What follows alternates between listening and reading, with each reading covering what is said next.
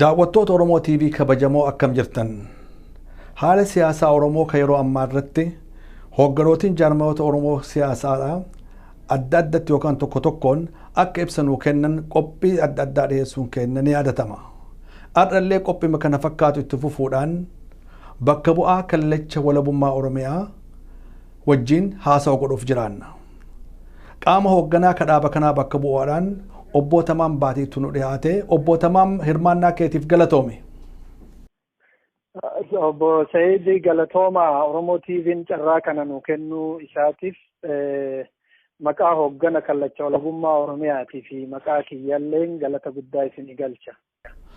Ulfaadhu obbo Tamaam asirratti mee haasawa keenya keessa seenuu duratti dhaabni keessan haarawaa dhaaba kana akka gaariitti uummata ibsuudhaaf mee dhaabni kun dura maalummaa isaatii fi kaayoo isaa wajjin gabaabatti nu hime. Tole, kallachi walabummaa Oromiyaa dhaaba sabboontota Oromoo miseensotaa fi hoogganoota ABO duraanii irraa bu'uureffame. Mataan kallacha walabummaa Oromiyaa yookiin immoo hayya dureen kallacha walabummaa Oromiyaa Brigadier General Kamal Galchuu goota Oromoo hayyuu siyaasaa fi waraanaati.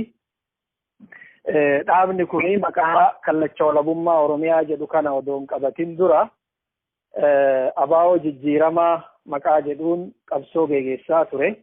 ABO'n jijjiiramaa garaagarummaa adda bilisummaa Oromoo keessatti dhalateen bara 2008 ABO qaama shaneetiin adda bahee maqaa ABO'tiin ka beekamu ture. Dhaabni kuni ABO'n jijjiiramaa hagayya 2 bara 2015 kora hatattamaa godhatee maqaa isaa gara kallacha walabummaa Oromiyaa jijjiiruudhaan alaabaa haarawaa fi faajjii haarawaa akkasumas aasxaa haarawaa dabalateetis sagantaa siyaasaa haaraa kan bilisummaa saba Oromoo fi walabummaa Oromiyaa mirkaneessu jedhu maxxanfatee dhaabaaf ba'e. Dhaabni kuni bilisummaa saba Oromootii fi walabummaa Oromiyaa mirkaneessuu ka danda'amu sirna kiyyoo gabrummaa sirna gabroonfattuu Habashaa hundeedhaan buqqisuudhaani impaayara san hundeen diiguudhaan Oromoon abbaa biyyaa ta'uu danda'a. Ideoloojii jedhu qabatee yaada jedhu qabatee dhaaba qabsoorra jiru. Gaarii kaayoon isaa guddaan Oromiyaa walaboomsuu fi kaayoo guddaa kana fiixa baasuudhaaf bakkaan ga'uudhaaf tarsimoo fi akkasumattis ammoo tooftaan lafa kaayattanii itti deemaa jirtan maal fakkaata? Tole, galatooma tooftaa fi tarsiimoon qabsoo kallachi walabummaa Oromiyaa hordofu ta duraa qabsoo fuula hundaa qindeessuudhaan geggeessa.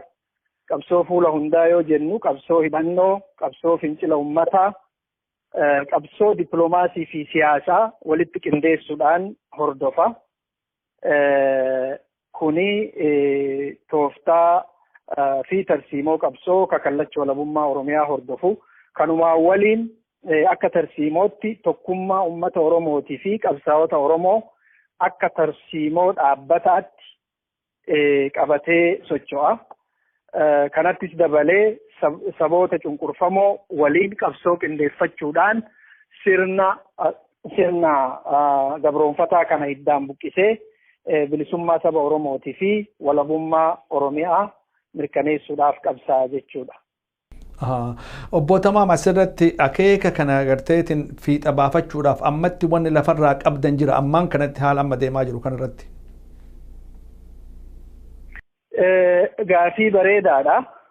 Qabsoon kamuu keessatti uummanni odoo hundeedhaan hin ijaaramin uummanni waan fedhu argate seenaa qabsoo keessatti hin jiru. Kanaaf ragaan sirni bicuun mootummaa wayyaanee saba bicuu keessaa bahee ijaaramee gurmaa'ee humna ta'ee uummata miliyoona 90 ol ta'u gabroonfataa jira. Uummanni Oromootis waan barbaadu kana argachuudhaaf baay'inni qofti heddumminni ummata isaa qofti waan barbaadu kana argachuudhaan isan ga'u. Ummanni Oromoo waan barbaadu kana argachuu yoo barbaade hundeedhaan ijaaramuu qaba jedhee amana kawaa'ooni. Kanaaf ammatti wanni irratti xiyyeeffannee hojjechaa jirru ka duraa ummata keenya hundeedhaan ijaaruudha. Ummata ijaarame kana keessatti humna mootummaa gabroonfataa humna qawweetiin ummata keenya fixaa jiru irraa ittisuu danda'u, dura dhaabachuu danda'u. Humna gabroonfataa ummata Oromoo qe'ee isaatitti maatii Oromoo goolaa jiru, ummata Oromoo goolaa jiru kana ofirraa deebisuudhaaf yookiin immoo ofirraa ittisuudhaaf ummata keenya keessatti humna hidhataa diina kana dura dhaabatu ijaaruu irratti tattaaffii godhaa jirra. Ka itti milkoofnes jira, ka itti deemaa jirrus jira. Wanni ammatti kallattiidhaan irratti xiyyeeffannee hojjechaa jirru tokko kana ummata keenya hundeen ijaaru, humna diina ummata keenya qe'ee isaati irratti goolessaa jiru irraa ittisu gadhaabuu bakka adda addaatitti.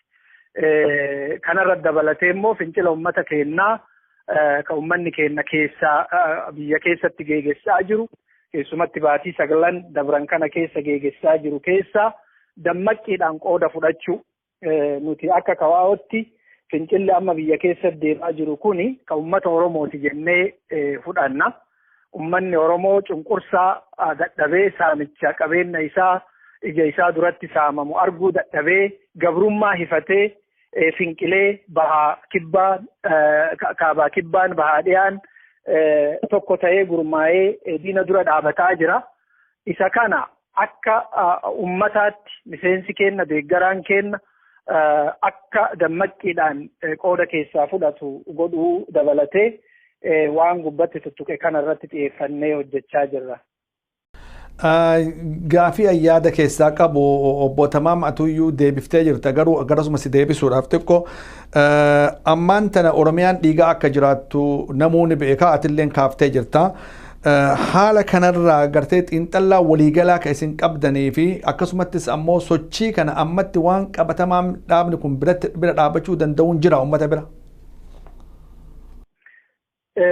Galatoomi obbo Sayyid akkuma gubbatti kaasuu ilaale tokkoffaa dhaabni keenya dhaaba qabsoo hidhannootti amanu.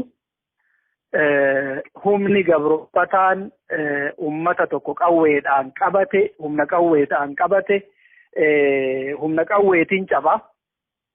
Diinni biyya keenya qabate gabroonfataa gara itti galu hin qabne. Gabroonfataan fagoorraa dhufee biyya tokko gabroonfatu biyya itti galu qaba. Gaafa ummanni narraa ka'i jedhee dura dhaabate irraa ka'a.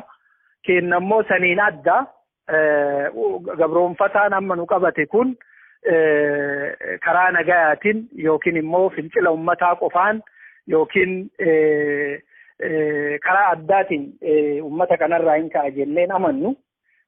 Akka kallachi walabummaa Oromiyaa amanutti humni qawween nu qabate kun humna qawweetiin ofirraa kaafnaa ka jedhu tarsiimoo qabsoo isaa keessatti lafa kaayatee socho'aa jira.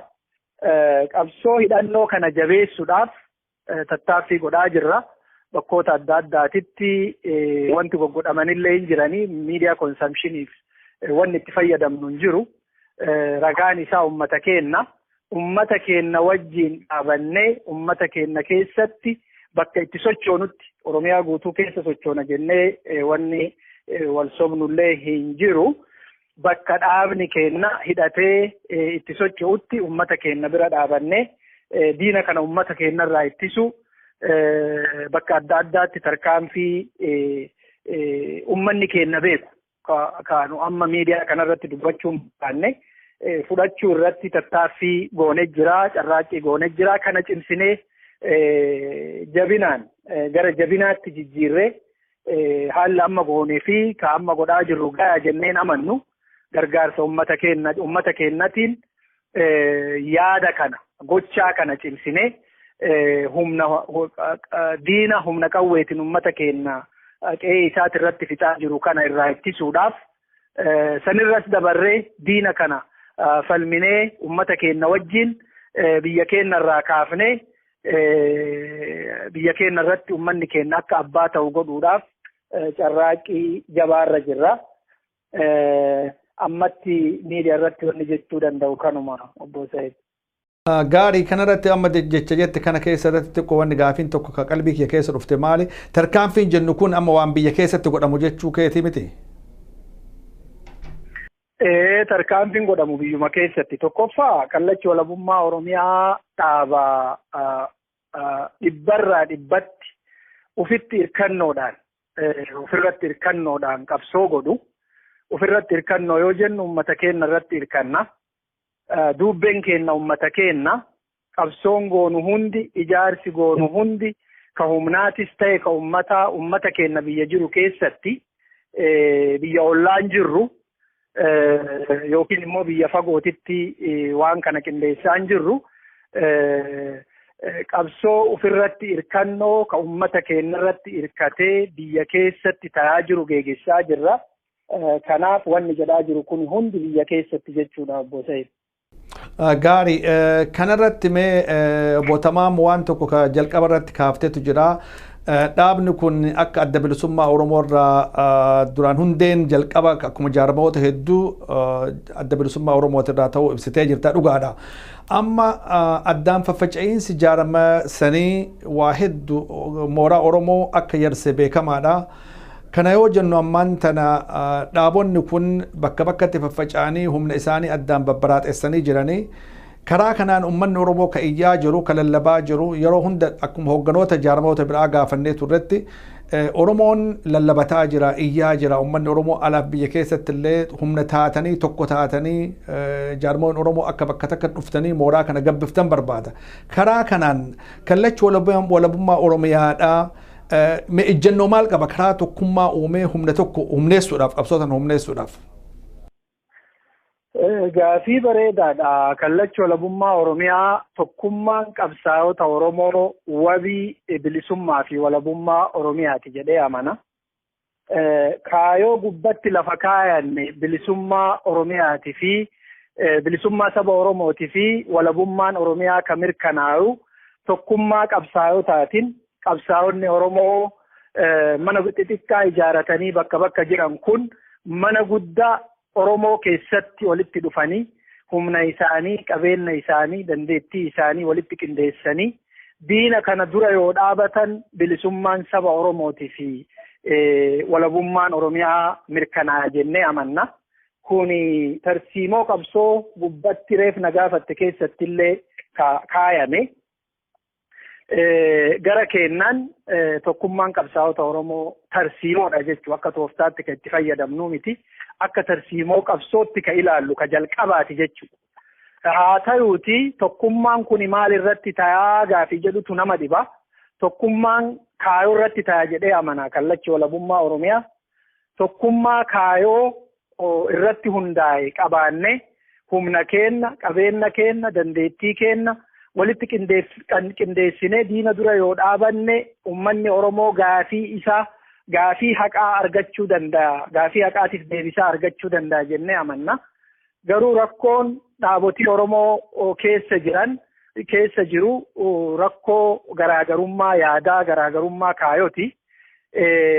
Kanallee malli akka kallachi walabummaa Oromiyaa itti amanu ka ammallee irratti hojjetaa jirru dhaabota kaayoo wal fakkaatu hin qabneen diina kana kuffisuu irratti dhimma Oromootii fi Oromiyaa bu'aa uummata Oromootii fi Oromiyaa eeguu tiisisuu irratti waan dandeenyu waliin hojjanna jennee carraaqaa jirra. Tokkummaa waaraa ka dhufu garuu kaayoo irratti yoo walii galle galiin keenya yoo tokko ta'e kaayoon keenya adeemsi keenya yoo tokko ta'e jennee fudhanna. Kammoo tokko ta'uu hin dandeenye wajjin diina irratti qabsaa'u, diina irratti dhakaa darbachuu waan tokkoomuun asitti waliin dalaguu dandeenyu. Waliin dalaguudhaaf carraaqqii godhaa jirra. Haaluma kanaan caamsaa tokko bara 2016 dhaabotiin afurii walitti dhufanii wal hubannaa irra ga'anii jiranii. Kallachi walabummaa Oromiyaa dhaaba afran san keessaa tokko akka nu yaannutti dhaabotiin walitti dhufan kun wal amantaa wal jidduutti uumuudhaan waliin hojjechuudhaan irra caalaa walitti siqanii gara tokkotti luucca'u jennee amanna. Kuni kan irratti hojjetamaa jiru haa ta'uuti rakkoon tokkummaa uummanni keenya hawwu tokkummaa uummanni keenya boru odoo hin ta'in edana dhaga'uu fedhu irra ga'uu kan dhoorgu garaagarummaa galii garaagarummaa adeemsaa garaagarummaa kaayoo ka jiru kana irra aannee uummata keenya akka gammachiifnu gara keenyan abdii qabna. Dhaabotiin biraatis kanumarratti akka hojjetan waamicha goona.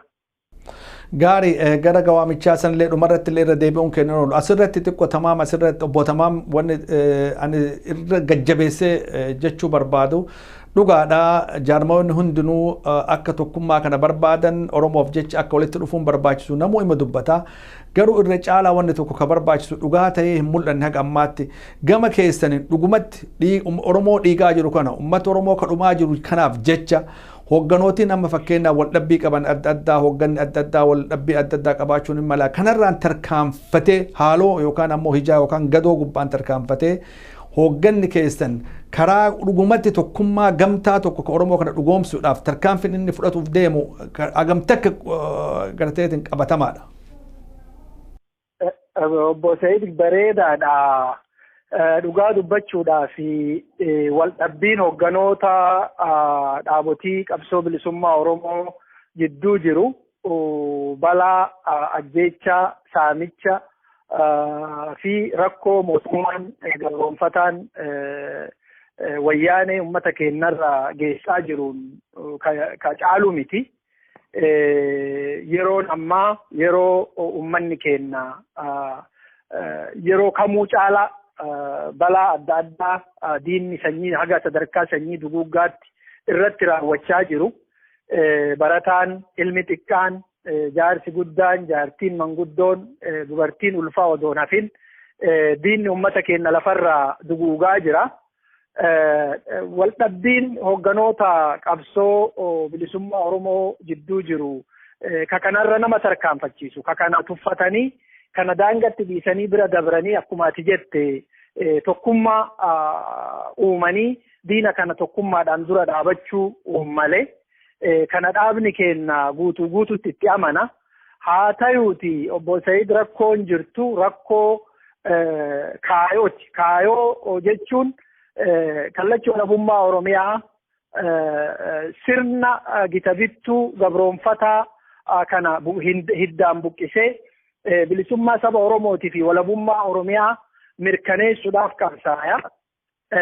Dhaabotii kaayoo kana qabatanii qabsaa'an wajjin wanti odoo yeroon fudhanne yeroo guyyaa lama sadi keessatti odoo yeroo dheerayyuu fudhanne jechuudha. Haasawa yeroo gabaabaatiin tokkummaa uumanii waliin hin sochooneef hin jiru.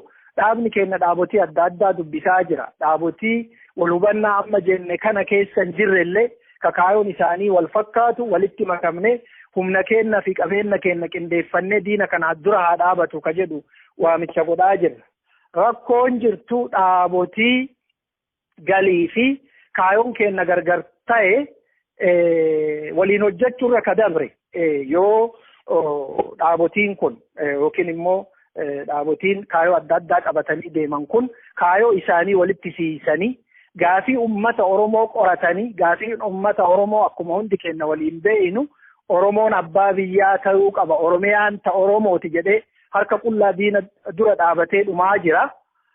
Sagalee ummata keenyaa kana dhageenne garaagarummaa kaayoo ka addaan fagoo jiru kanallee walitti harkifne bu'aa ummata Oromootii fi bu'aa Oromiyaa laallee uf duree Oromiyaa laallee uf duree ummata keenyaa laallee balaa ummanni keenya amma keessa jiru laallee gara tokkotti luucca'uun gara kawaa'ootiin rakkoon tokkollee hin jiru.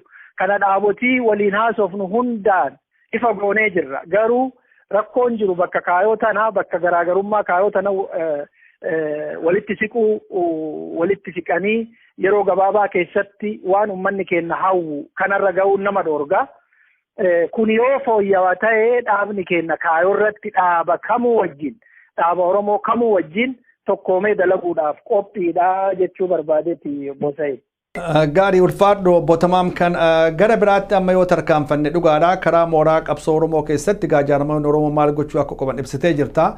Kana wajjin akkuma beekamu Oromiyaan tun if keessaa fi ollaa isii keessallee saboota qubatantu jira.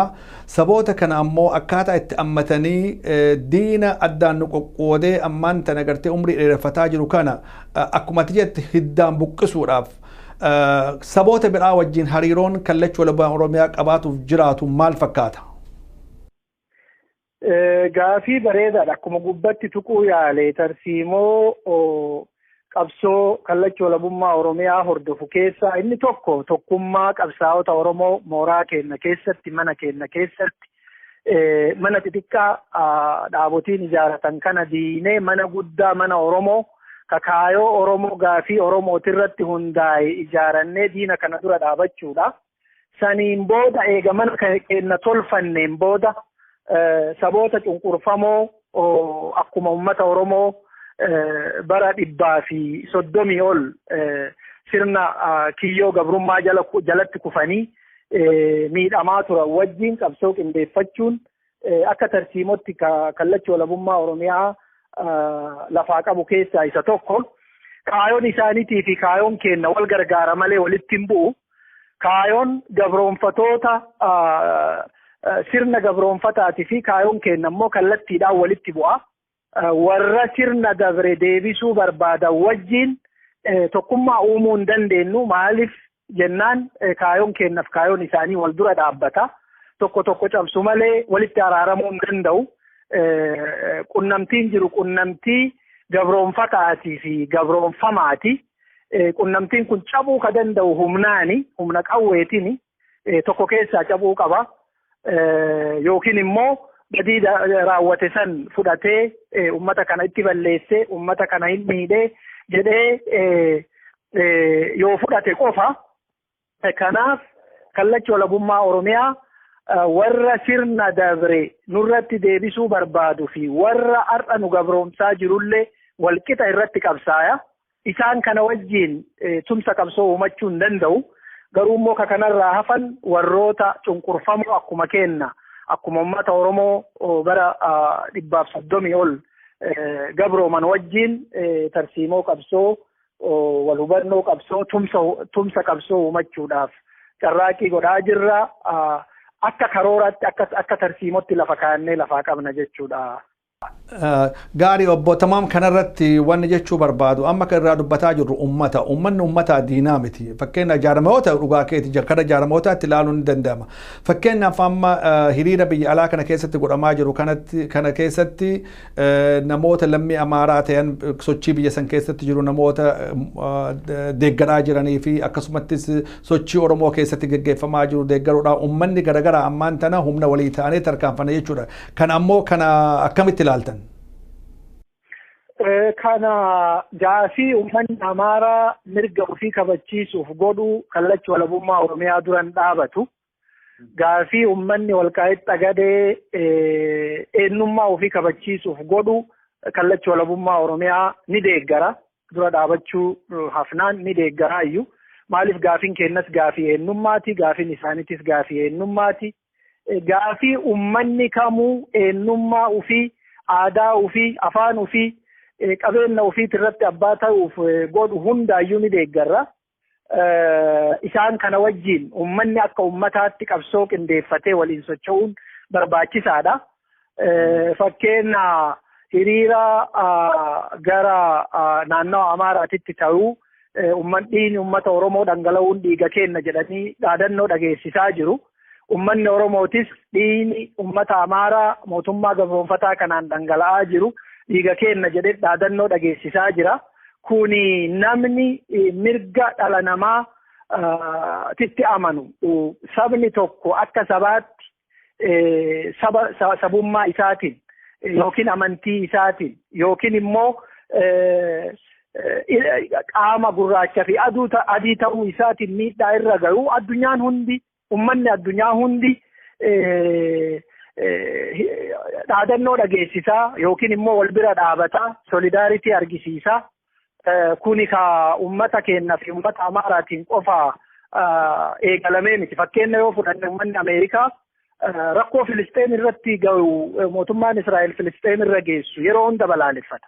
Mootummaan Ameerikaa garuu rakkoo saniif furmaata kennee yookiin immoo Filisxeeniin gargaaree rakkoo san keessaa isan baafne. Kanaaf nullee akka Oromootti akka kallacha walabummaa Oromiyaa itti amanu ummanni ummata wajjin solidaaritii qabaachuun, ummanni ummata wajjin dhaabachuun, ummanni ummata wajjin sagalee isaa dhageessisuun akkuma jirutti ta'e kun immoo nu dogoggorsee utaallee ummanni keennayyuu waliin dhaabate, ummanni keennayyuu wal gargaare nullee akka dhaabaatti waliin tokkummaa tolfachuu qabna jenne warra sirna dabre ummata cunqurfamaatti deebisuu barbaadu karaa qurxaadhaan ummata cunqurfamaa kana deebisee sirna dabre sirna Itoophiyaa takkittii jedhu biyya takkittii amantii takkittii baandiraa yookiin alaabaa takkittii jedhu san deebisuudhaaf hawwu wajjin tumsa tolfachuun dogoggora seenaa ta'a. Kun ammaan durallee bara 1991 dogoggorri godhame kuni ammallee deebi'ee garasitti akka nun oofne qabsaa'onni Oromoo tifi ummanni Oromollee of eeggannaa jabaa godhuu qaba. Ummanni akka ummataatti waliin dhaabachuu danda'a, waliin hiriiruu danda'a, wal deeggaruu danda'a. Garuu immoo dhaabotii kaayoon keenna waliin fakkaanne, galiin keenna waliin fakkaanne wajjin ummanni keenna wajjin dhaabate jennee kanaan sobamnee garasitti akka luuccofne dhaamsa dabarfachuu barbaanna. Gaarii mee kanarratti akkuma beekamu jaarmayoonni Oromoo ka siyaasaa irra jirin hedduun isaanii biyyuma alaa kana jiranii akkasuma immoo humni biyya alaa jiru kun ummannis deeggarsoonni miseensonnis hedduu jira ummanni bal'aallee ni jira. Biyya alaa kana keessatti ummanni argamu kun karaa kamiin qabsoo achiisanii humna ta'uu danda'etteeti yaada dabarsita obbo Tamaam? Gaarii waan bareedaadha. Ummanni biyya alaa jiru ummata biyya keessa jiru gargaaruu danda'a. Sagalee isaa biyya bilisaa keessa jira.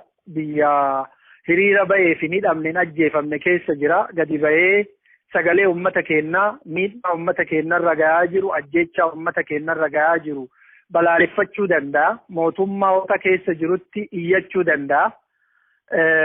Sagalee isaatiin gargaarsa ummata keenyaati argamsiisuu danda'a.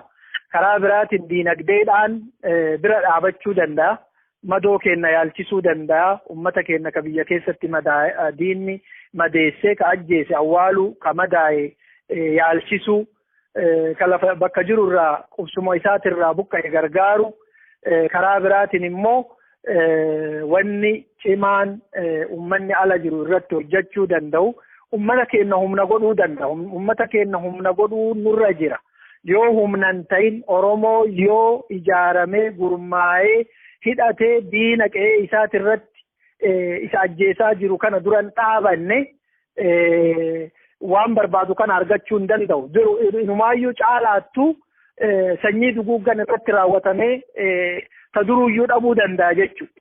Kanaaf ummanni keenya ala jiru, ummata keenya biyya jiru qabeenyaan gargaaruu danda'a. Sagalee isaa addunyatti akkuma amma godhaa jiru, akkuma amma iyyaa jiru, gaafa waan alatan qofa iyyuu odoo hin ta'in karoora godhatee ganamaa galgala iyyuudhaan, ganamaa galgala sagalee dhageessisuudhaan, ganamaa galgala xalayaa mootummoota keessa jirutti barreessuudhaan ummata keenya biyya keessa jiru cinaa dhaabachuu danda'a. Ka jedhu qaba obbo Hussein. Obbo Tamaam asirratti waan addaa tokko yaadadhe maaliif waan hoogganoota biraan gaafatin mataa kiyya keessa dhufe maaliif jennaan torbaan kun torbaan addaati keessattuu Biraazil Riyoo keessatti magaalaa Riyoo keessatti waan godhame karaa dippiloomaasiitiin sabaahimoonni addaa ka gartee gabaasaa jiran Fayyisaa Leellisaa mallattoo agarsiisen injifannoon dippiloomaasummaa karaa saniin argame akkasumas Kanaadama isin biratti ammaan tana kaleessuma maqaan isaa afaan irraa na bade ibsaa jechuu kiyya na folchi ibsaa margaa ijjiguudha ammas mallattoon inni agarsiise kun hundinuuyyuu torbaan kana keessa injifannoo guddaadha Oromoodhaa fi Oromoon kanatti gargaaramee karaa sabaa himoon ija irra kaayatan kanatti gargaaramee karaa kanatti ol guddifatee kortoo taasifatee maal godhuu qaba jetta akka nama tokkootti yoo ilaaltu ammaan tana akka nama siyaasaatti. Dhugaa dubbachuudhaa fi gochaan gootichi ilmi Oromoo Fayyisaa Leellisaa gochaa nama boonsu ka uummata Oromoo hunda boonse ilmi namaa yeroo tokko guyyaa tokko seenaa dalaga seenaan dhaabbataadha namni hin du'aa hin dabra seenaan dabarre dalage ilmi Oromoo Fayyisaa Leellisaa karaa namoota biraa namoota isa fakkaatan warra mootummaa keessa jiran warra ardhayyuu mootummaa san tajaajilaa jiran karaa adda addaatiin karaa ispoortiitiin haa ta'u karaa bulchiinsaatiin haa ta'u karaa waraanaatiin haa ta'u karaa poolisaatiin haa ta'u karaa adda addaatiin mootummaa kana tajaajilaa jiraniif barumsa guddaa fakkeenya guddaa kaa'ee fi seenaa hin dabarre dalage ummanni Oromoo waan inni dalage kanarratti sagalee inni dhageessise kanarratti irra dhaabachuudhaan rakkoo ummata Oromoo caalaatti carraa amma argame kana karaa miidiyaatiin argame kana dhugaa dubbachuudhaa fi carraan miidiyaa duraan miidiyaan Oromoo irraan dubbatu hujima dippiloomaasiitu dalaguudhaaf akka dhaabaatti yoo warra alaa kana ummata adii kana approach goonu gaafii dura Oromoo jechuun maali Oromoo jechuun eessa jiraa ka jedhu ture har'a ammoo urgaa barattoonni keenya dargaggoonni Oromoo gootonni Oromoo dhiigaa fi lafee isaaniitiin addunyaan akka rakkoo Oromooti fi Oromoollee beektu urga godhanii as baatii 9 dabran kana keessatti tarkaanfii ummanni keenya harka qullaa diina dura dhaabachuudhaan gootummaadhaan galmeesse injifannoo ummanni keenya galmeesse irratti Fayyisaa Leellisaatii fi ibsaa ijjiguullee ibsaa margaa ijjiguu gootonni Oromoo wanti isaan godhanii seenaa ulfaataadha. Seenaa ummanni keenya hordofuu qabu kanarratti ummanni keenya kanarra dhaabatee ammallee rakkoo ummata keenyaa kana addunyaa beeksisu addunyaan akka ummata keenya bira dhaabattu yoo xiqqaate addunyaan wanni biraa wanni nu gootu hin jiru diina kana nurratti gargaaru diina kana ikoonomiin qabeenyaan gargaaru meeshaa waraanaatiin gargaaru irraa akka of qusattu horiin isiin maqaa gargaarsaatiin addunyaan mootummaa kanaaf kennitu ka ummata keenya harka qullaa harka walirra kaa'ee harka isaa lamaan ol qabee hiriira ba'e guyyaa adiin rasaasaan dhiiga dhangalaasanii kana ta'uu ummanni ala jiru kun mootummoonni addunyaa beekanii mootummaa san gargaaruurraa akka of qusatan dhiibbaa jabaa godhuu danda'a ummanni keenya carraa amma argame kanaan carraa karaa lamaan argame ka karaa fincila ummanni keenya godheen argamee fi ka gootichi Fayyisaa Leellisaa bakka addunyaan itti walgeettetti bakka miidiyaan addunyaa itti walgayetti seenaa inni dalage kanarratti dhaabannee waan guddaa dalaguu danda'a ummanni keenya jedhee amana obbo Said. Dhugumatti waan bareeda yaada bareeda dhiheessitee akka ummanni Oromoodhaa kanarra gargaaramu abdii qaba. Kanarratti gara dhumaatti dhihaataa jirra. Waan guddaan ammaan tanamee akka nama siyaasaa tokkotti akka hoogganaa tokkottis rakkoon Oromoo kun dheerataa jirti barri deemaa jira. Mee mallummaan maali tamaam gabaabatti amma mallummaan waliigalatti waa hedduu dubbattee jirta kana cuunfatti walitti deebisuuf deemaa beekte rakkina kana keessaa bahuudhaaf malli guddaan jiru maali jetta? Galatoon gaafii bareedaa duraa rakkoon uummata Oromoo dheerachuun ummanni Oromoo bara dheeraa qabsaa'ee furmaata argachuu dhabuun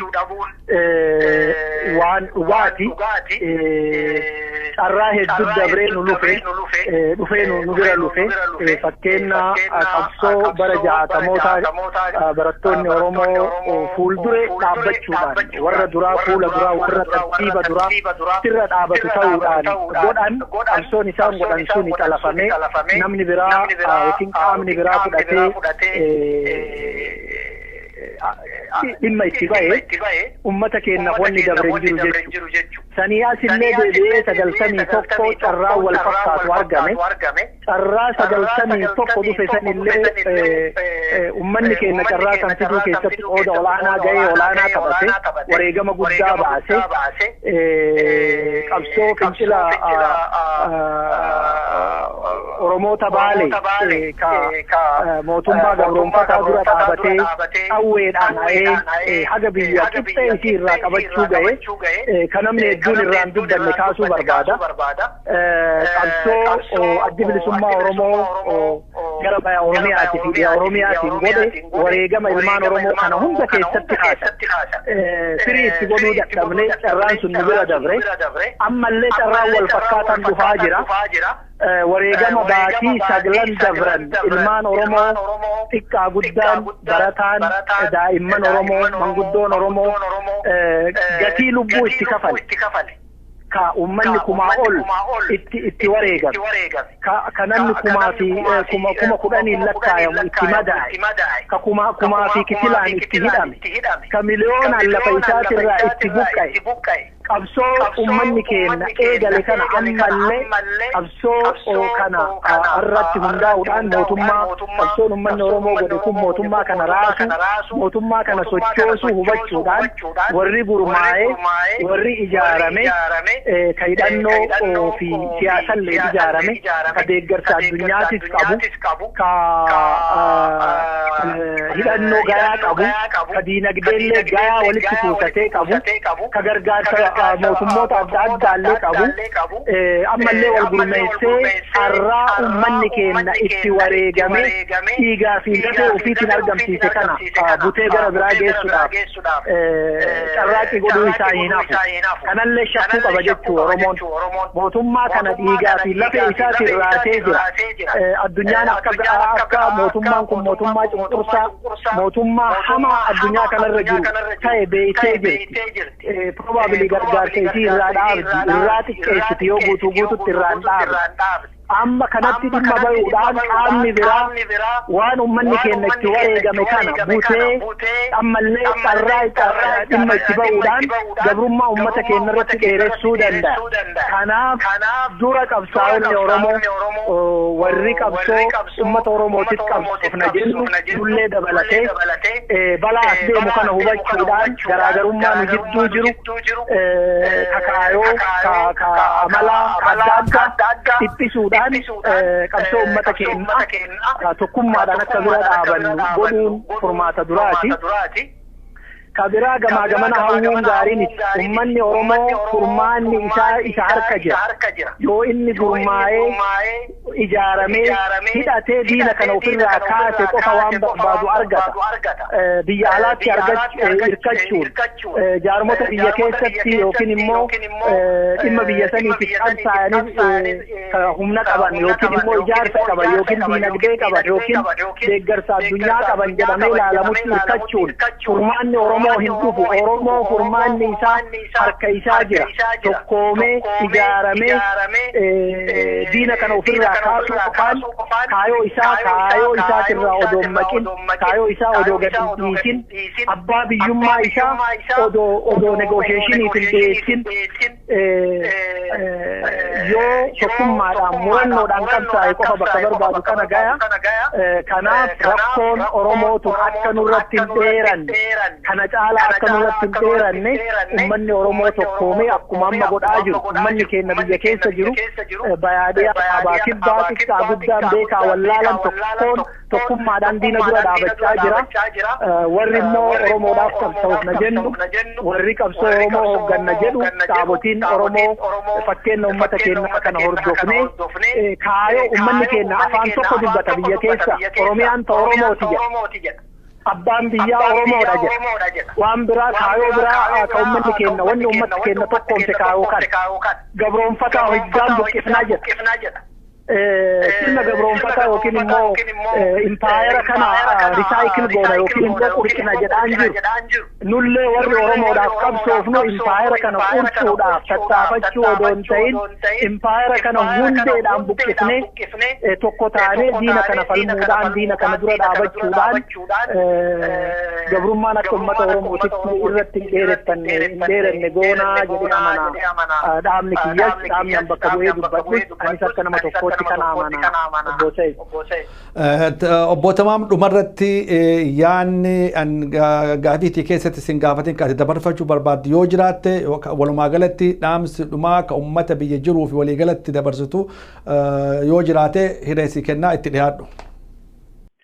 Tole ulfaadhu ummata kennaa ummata Oromoo ummata kabajamaa ummata guddaa ummata beekaa ummata goota gootummaadhaan diina bara dheeraa isin qabate biyyateen qabatee saamaa jiru ummata Oromoo harka qullaa mirga ofii karaa nagaatiin gaafate fixaa jiru gootummaadhaan jaynummaadhaan dura dhaabattanii jirtu mootummaa kana hundeedhaan raaftanii jirtu tokkummaadhaan bahaadhiyaan kaabaa kibbaa xiqqaa guddaan beekaa wallaalan wal qabachuudhaan kaayoo takkitti abbaan biyyaa Oromoodha. Oromiyaan ta Oromooti. Dhaadannoo jedhu jalatti hiriiruudhaan diina kana sochooftanii jirtu uf duuban deebiina. Nullee ilmaan keessan ka isinitti kaluu jirru, ka isinirraa fagoo jirru, duuti teessan du'ateenna, dhiini keessan dhiiga keenna, dararaan keessan dararaa keenna, isin bira jirra, yaadaan isin bira jirra. Akka kallacha walabummaa Oromiyaatti goonni keessan, hayyuun keessan, hayyuu waraanaa hayyuun siyaasaa Jeneraal Kamaal Galchuu qaamaanis yaadaanis isinitti kaluu jira. Waliin dhaabadhaa waliin qabsaayaa deeggaraa nu bira dhaabadhaa nullee isin bira jirra. Tokkummaadhaan diina kana akkuma sochoofne kanatti ofirraa darbuu qabna uf duuba deebi'uun hin jiru uf duuba hin deebi'ina. Nullee isin bira jirra qabsaa'onni Oromoo hundi dhaabota adda addaa jalatti gurmaayan Oromoon dhaaba fedhe jalatti gurmaa'ee kaayoo fedhe jalatti gurmaa'ee diina kana ofirraa kaasuudhaaf mirga qaba. Oromoon hidhatee akkuma saba kamiitu akkuma ummata kamiitu hidhatee qe'ee isaa ittisuu mirga qaba. Ilmaan isaatirraa diina dhorguu mirga qaba. Qabeenya isaa saamamarraa oolchuu mirga qaba.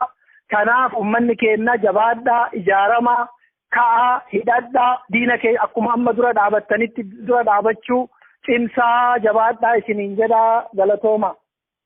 Obbo Tamaam Baatii bakka bu'aa kallacha walabummaa Oromiyaadhaa galatoomii ulfaadhu hirmaannaa keetiif. Isinillee galatooma obbo Said galatooma Oromoo TV'n galata guddaa qabdu.